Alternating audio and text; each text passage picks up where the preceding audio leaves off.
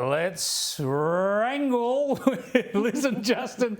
Liz Storer on the desk with me and Justin Smith in Melbourne. Justin, give us your thoughts here, mate. We've got interest rates going up again, mortgage pain for a lot of people, electricity prices going through the roof, the cost of living really hurting a lot of Australians, yet Labor is soaring in the polls. Why are Albo and gang immune from all this for now? Well, maybe people just haven't put those two things together, but as far as the soaring power prices go, I really hope they don't bugger it up.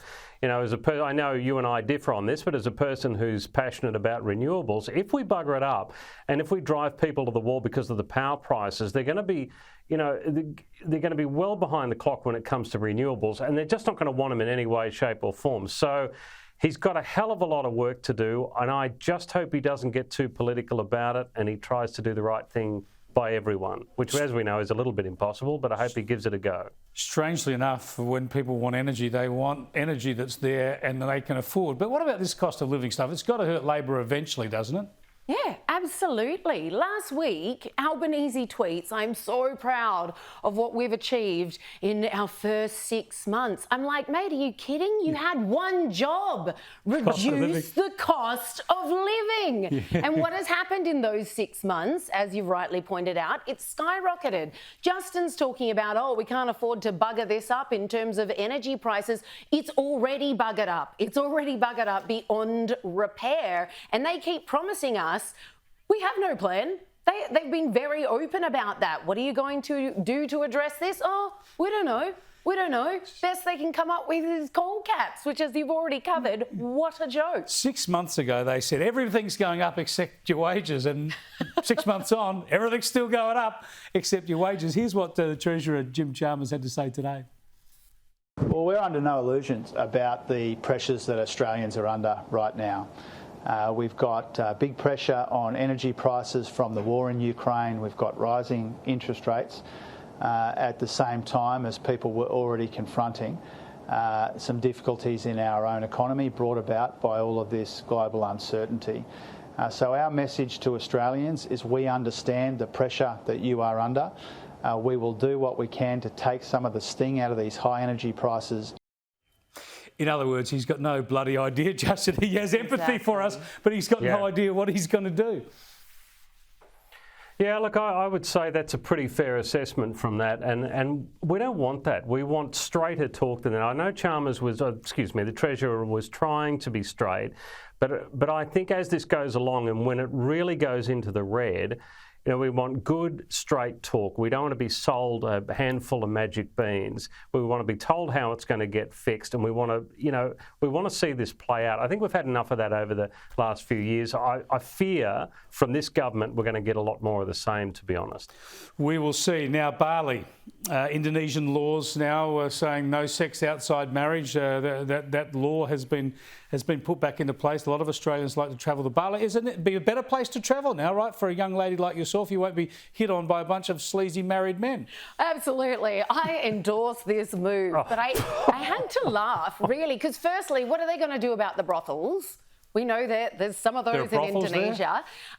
What is going to happen in terms of tourists, though, I think has been overblown in the media, because the legislation does state that the reports have to come either from a spouse, a parent or a child. You don't reckon there'll be a bit of a scam going there? Pretty weird situation for you to be in that situation as a tourist. It reminded me, to be honest, of a lot of the consent laws that are very in vogue at the moment with each of the states, you know, racing each other to get their own version across the line. At the end of the day, you'd have absolutely no way of proving these things. It's a he said, she said nothing case. Like the consent. It is. No, it is, because how are you going to prove that, Justin? How are you going to prove that? I've no experience. No, I consented. She consented. No, I didn't. It just ends up being a he said, she said. You can't prove an extramarital affair or premarital what we're Are you familiar with Indonesian justice? What we're talking about here in Indonesia.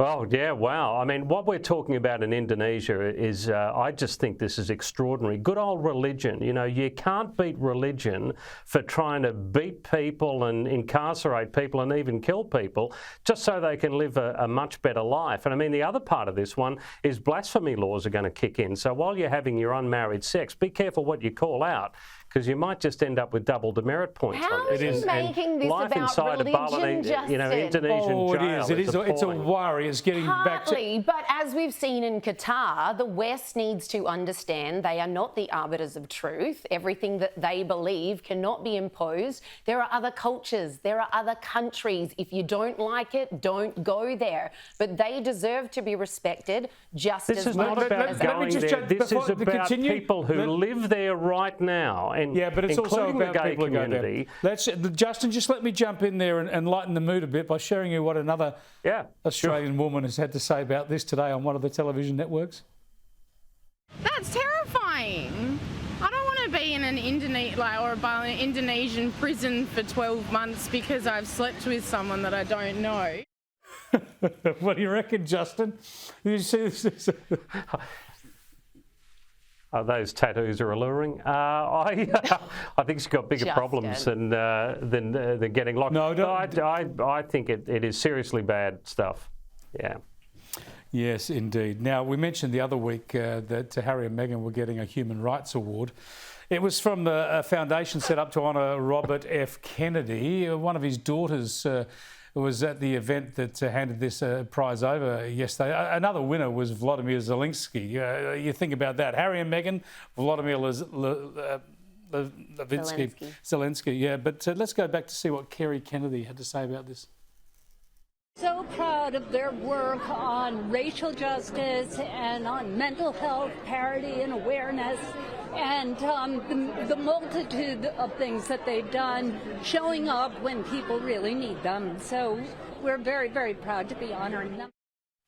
Yeah, Robert F. Kennedy, Vladimir Zelensky and Meghan and Harry. It's great, isn't it? Uplifting. The multitude of things they have done. Please, please fill me in, other than being paid $100 million for this latest Netflix doco, 32 million for her Spotify series, 32 million pounds for Harry's book coming out.